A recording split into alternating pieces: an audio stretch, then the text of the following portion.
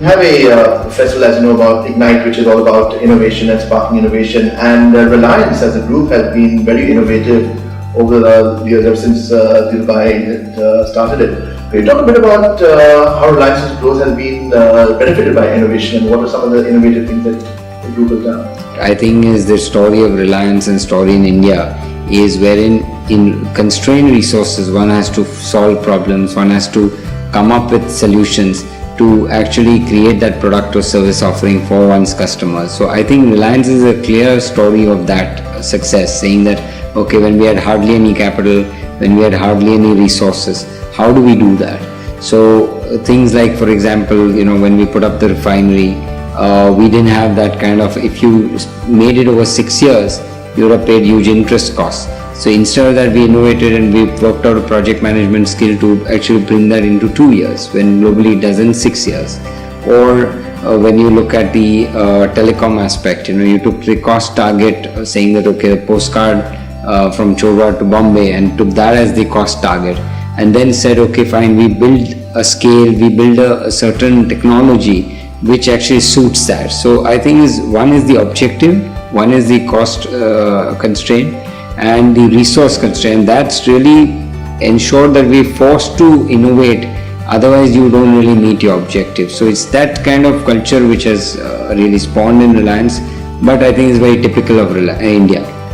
So it's interesting that companies like Walmart and Dell and Zara, they don't manufacture products, they sell, of course, Walmart to retail products, but supply chain and logistics has been key to the success of all these companies. Right. And I'm sure that logistics as a division of Reliance right. is going to be a very major role in Reliance and growing. Right. So how would you see the growth of logistics as a component for any business? Till 3 to 5 years back, I think logistics was basically an execution arm. That means, after your sales, after your procurement, because either logistics is there in a procure to pay cycle or a order to cash cycle.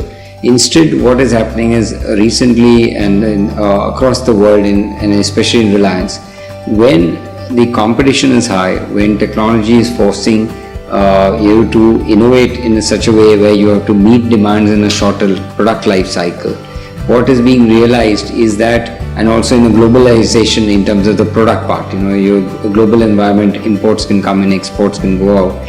You are being forced wherein saying that okay, fine, look at all the logistics opportunities and constraints up front. So logistics and supply chain now is becoming an integral part of business strategy. I think the Dell actually showed that way in terms of wherein they said through a proper supply chain strategy they could create a competitive advantage. So someone who's an MBA or management student and is looking to build a career in the logistics industry and yes. India globally, what are some of the things he should look for? What are sort of skills he should develop, or what are some of the things he can look for in growing his career? I think, one thing we have to keep in mind that logistics is a lot of operations and also commercial decision making. That means eventually, so from that point of view, I think students really need to understand that they need to really get hands-on. They need to really get the hands dirty in terms of getting the basic knowledge of how transportation and storage moves. Logistics by definition is transportation and storage. That's it. And but more importantly is learning all facets. I mean, you need to understand taxation, you need to understand customer service, etc. And therefore, I think one of the aspects is you deal with people all the time, whether it's vendors, whether it's your internal customers. So communication, clarity of thinking, speed of thinking, good skills on analytics, to be able to analyze on the spot. But it's very important when you get on the ground, you need to focus on the operations and then look at the commercials.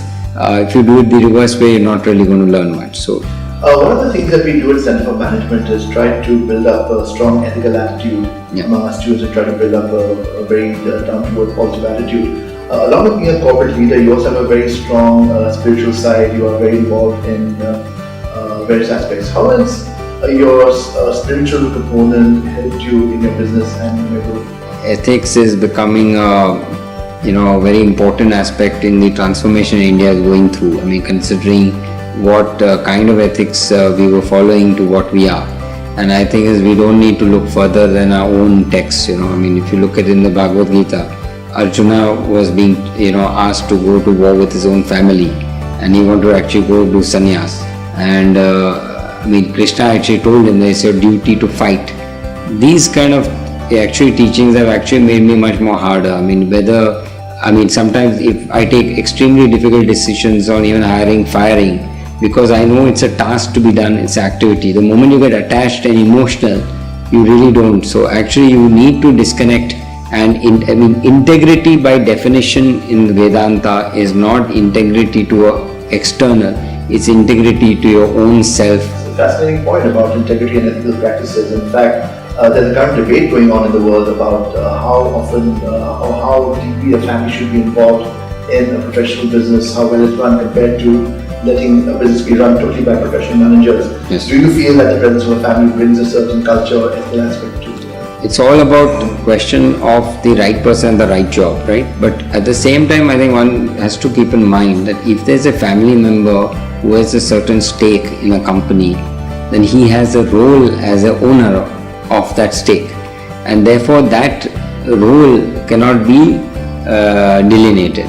The question is whether the person also is equally qualified to run the company as a CEO or not, is something. If you actually have a proper board, a set of advisors, if you put as that board, then the board should really take the decision whether you should do. So the point is whether in your mind and in practical sense you can divide your two roles, one as the owner of a certain stake and one as a professional.